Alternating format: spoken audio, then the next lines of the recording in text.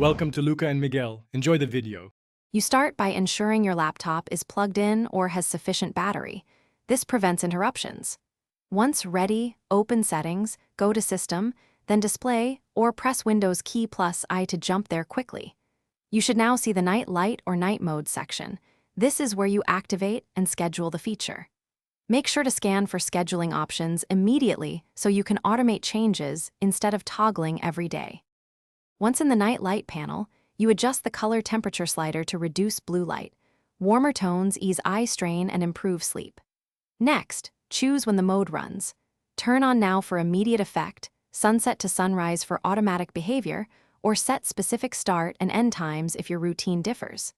If you set custom hours, verify AM/PM settings and recheck brightness interplay so the change feels natural throughout. You finish by toggling night mode on and off to confirm the color shift and saved schedule.